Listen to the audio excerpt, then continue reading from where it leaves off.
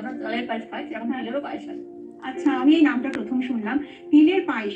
রান্নাটা তো আমরা শুরু করবো। বিনীতা, তুমি একটু বলে দাও তোমার এই রান্নাটা করতে কি কি উপকরণ লাগছে। যেহেতু তিলের হালা, এখানে তিলটাই সব থেকে প্রথমে লাগবে। এখানে হাফ ডাস চালের গুঁড়ো, আর এখানটায় পাউডার মিল্ক বা গুঁড়ো দুধ, চিনি নিয়েছি, কাজু, কিশমিশ, ঘি, আর লাগছে আমাদের দুধ। এখানটা দুধটা আমরা অলরেডি গরম করে রেখেছি, তার জন্য ঢাকা দিয়ে রাখছি। আর আমার একটা প্যান। বেশ, এবার কি প্যানে তুমি ঘি দিয়ে করো? হ্যাঁ, ঘি দিয়ে করবো। একটু প্যানটা শুকিয়ে নিই।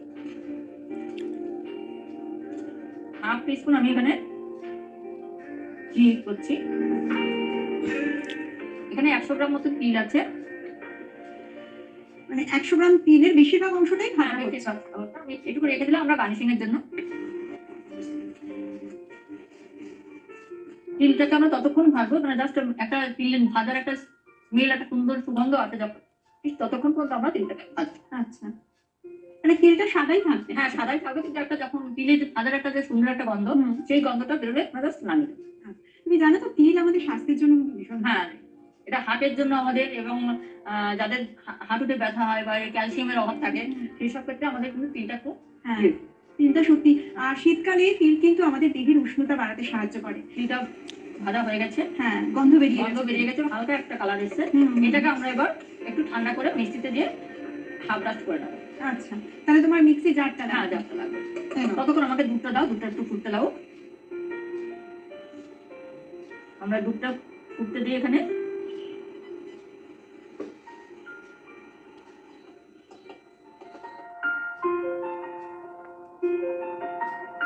দুধটা ঘন করতে দেবো।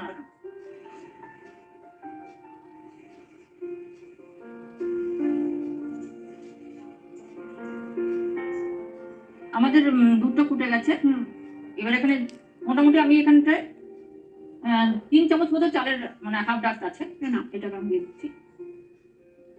দুধটা তোমার কতটা পরিমাণ ছিল?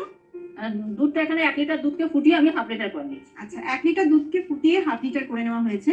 আর তার মধ্যে চালের গুঁড়ো দেওয়া হলো 3 চামচ। এখানে কিন্তু আমরা কোনো রকম এলাচ ইউজ করছি না। আচ্ছা, মানে এলাচ দিলে এলাচের যে ফ্লেভারটা আসবে, সেই ফ্লেভারটা কিন্তু আমাদের তিলের ফ্লেভারটাকে নষ্ট করে দেবে। এটা সাধারণত আমরা যে পায়েসে যে আমরা এলাচটা ইউজ করি, সেটা কিন্তু আমরা এখানে ইউজ করব। আচ্ছা, এখানে মানে তিলের ফ্লেভারটাই থাকবে। হ্যাঁ, চালটা কিন্তু এখানে আমরা কিন্তু গোবিন্দভোগ চাল ইউজ করিনি। এখানে চালটা ইউজ করেছি আমরা যে আতপ চালটা আছে, সেই আতপ চাল ইউজ করছি। সাধারণ যে আতপ চাল, ওটা। কারণ তিলের গন্ধটা রাখার জন্য চালটা ব্যবহার করা হয়েছে। আচ্ছা, তিলটা তো গুঁড়ো করে হয়ে গেছে এখানে দেখছি। এবার এটাকে কি করবো? এটাকে দেখো হাফ ডাস্ট মতন করেছি। এটা হাফ ডাস্ট করা। হ্যাঁ, আচ্ছা, এবার ওটা আমরা একদম লাস্টে ইউজ করবো। আচ্ছা, এরকম আমাদের মোটামুটি চালটাও কিন্তু সেদ্ধ হয়ে এসছে। এখন এর মধ্যে আমরা, আচ্ছা, এবার কিশমিশ গুলো দিই। হ্যাঁ, কিছুটা কিশমিশ আমি উপর থেকে দিয়ে দেবো, তার জন্য রাখলাম। কাজুটাও সেম করছি। এটা কিন্তু অনবরত জাস্ট মানে নাড়াতেই থাকতে হবে, না মিষ্টি লেগে যাবে। একটু চালটা দেওয়া। হ্যাঁ, চালটা দেওয়া হয়ে গেছে আমাদের অলরেডি, চালটা সেদ্ধ হয়ে গেছে, দেখা যাচ্ছে। হ্যাঁ, এবার আমরা কি করছি, এর মধ্যে যে পাউডার দুধটা নিয়েছিলাম সেটা আমরা এর মধ্যে করে দিচ্ছি। কতটা পরিমাণ পাউডার দুধ এখানে আছে? এখানে 100 গ্রাম মতন পাউডার দুধ আছে। 100 গ্রাম? হ্যাঁ। আচ্ছা, এটাকে কন্টিনিউয়াসলি নাড়াতে হবে? কন্টিনিউয়াসলি নাড়াতে হবে, নাহলে যে দুধটা দিয়েছি দুধটাও এর সঙ্গে দলা পাকিয়ে যাবে, এর জন্য। আচ্ছা, এবারে কি করবে? এবার আমরা চিনিটা দেবো। কতটা পরিমাণ চিনি? চিনিটা পরিমাণ মতো দিতে হবে, যে যেরকম মিষ্টি পছন্দ করে ঠিক সেরকম ভাবে চিনিটা দেবো আমরা।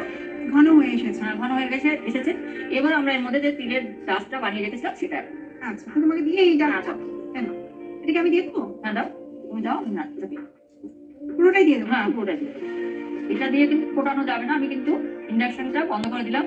এটা তার মানে একদম শেষে শুধু মিশিয়ে দিতে হবে? হ্যাঁ, একদম মিশিয়ে দেবো। আমরা কিন্তু একটু ফোটাবো না, ফোটালে কিন্তু দুধটা কেটে যাবে। কারণ তিলের মধ্যে যে তেলটা আছে সেটা যখনই দুধের সঙ্গে যে ফোটানো হবে তখনই কি হবে, দুধটা ছানা কেটে যাবে। আচ্ছা, সেজন্য পায়েসটা একেবারে সম্পূর্ণ হয়ে গেলে তিলের ডাস্টটা তার সাথে মিশিয়ে দিই। একটু সরিয়ে নিয়ে আমাদের একটা প্লেট দেবে, যেটাতে আমরা রাখি। এটা দিই? হ্যাঁ, দাও। তিলের গন্ধটা কিন্তু এসেছে। তিলের ফ্লেভারটা এসে গেছে অলরেডি।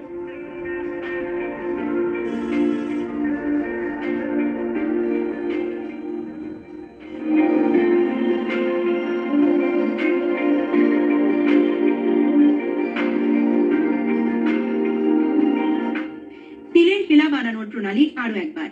উপকরণ: সাদা তিল, গুঁড়ো দুধ, চিনি, ঘি, ফোটানো দুধ, কাজু, কিশমিশ, হাফ ডাস্ট চালের গুঁড়ো।